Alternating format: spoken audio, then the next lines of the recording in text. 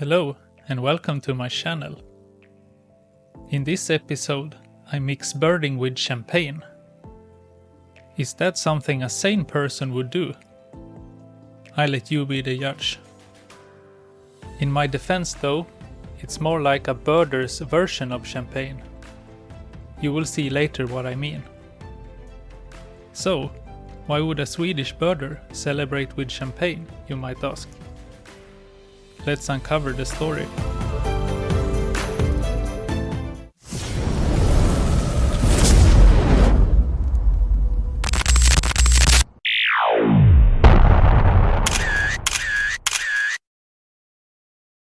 It started with a look at the weather forecast on a Friday. Rain and clouds over the weekend on the Swedish west coast. But more importantly, wind. Hard wind from the west. I have been thinking about going to the west coast for many years when there is a summer storm approaching. That is the ultimate weather for seabirds. This time I took the opportunity. I picked up a friend and we drove during the night. We parked the car on a boat that took us to a small island. We arrived before dawn and walked out to a shelter built for protecting birders from harsh weather. I am sorry for the shaky clip. It is hard to keep the camera steady in tough winds when walking in darkness and on uneven terrain. The goal for today was to see a Manx shearwater. That is a bird that can be seen on the west coast when the winds are beneficial like they are today.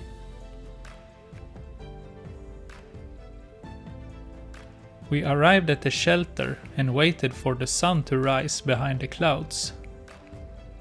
We saw a number of interesting birds today, like whimbrel, bar-tailed godwit, European shag, Arctic skua, razorbill, also black and common guillemot. Unfortunately, the conditions were really hard to film in. Long distances with quick birds that are hard to spot. On top of that, they disappear in the waves quite often, so I did not capture much on my memory card. There were also rain and light fog coming and going as the day passed by. I have pictures of some species that I saw today that I can show. They are from 2015 when I was in Norway. This is the European shag.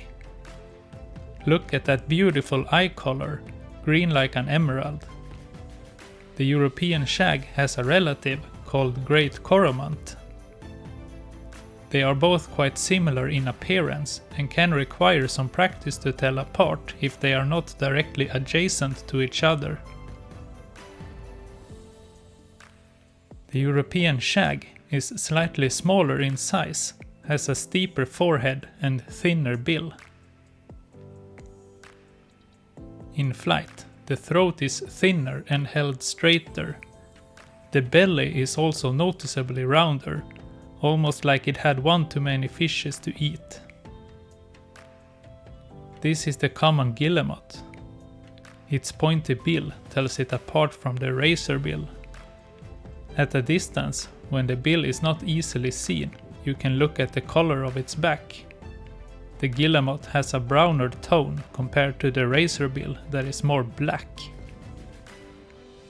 Be aware of the lighting conditions when judging the colors. Here is a picture of a razorbill together with some guillemots.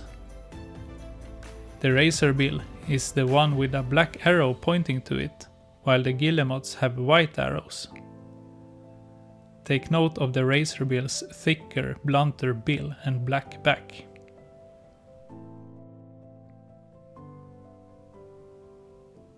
Let's move on to something a little trickier for the more experienced birders. Here we have two gulls coming in from the right. They are quick, so let's slow it down a bit. Now we can take a closer look. Would you note these two down as common gulls, or maybe even herring gulls? Why, or why not? Let's zoom in and study them for a while.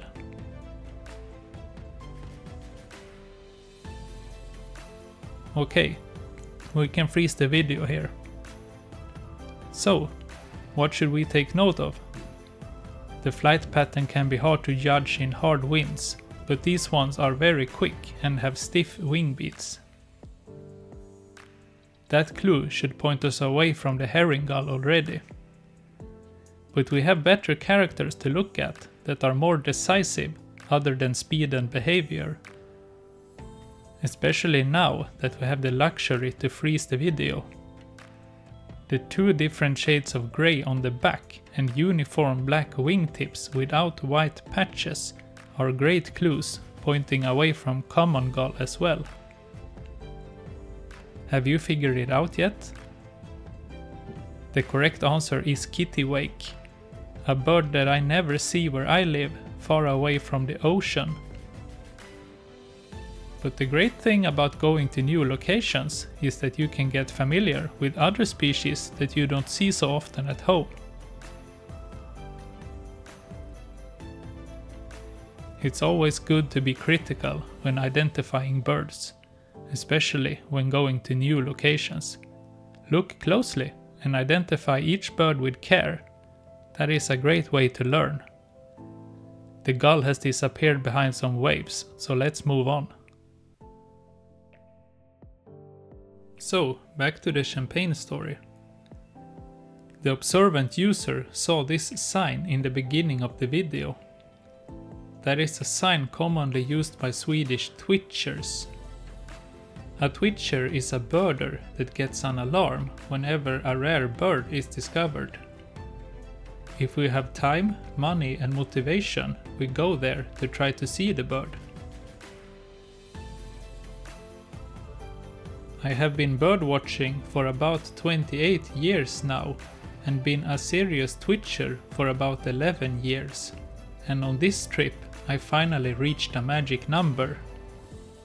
I got to see a Manx shearwater, although I did not get any pictures of it. But it was the 400th bird species that I've seen in Sweden, hence the champagne. The name of the champagne is Odd Bird. That suited well for this occasion.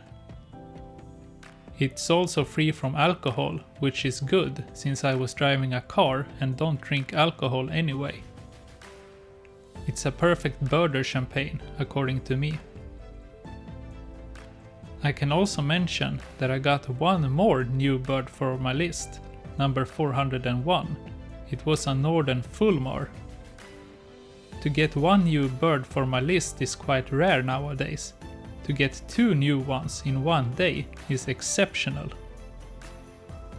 That calls for one more glass of Odd Bird. Cheers! This was the first video I ever made, if you do not count uploading directly from my phone without any editing. I have learned a lot during the making of this video and will try to improve some things for the next one. I also have some new gear coming in that I need to learn. My plan for this channel is to focus on birds and birding, but I might add in some other occasional wildlife and things happening along the way as well. The future will tell. If you like birds and nature, I think you will find my videos interesting. I hope you liked this one. If you did, consider subscribing and click on notifications so you don't miss out on future videos. Happy birding!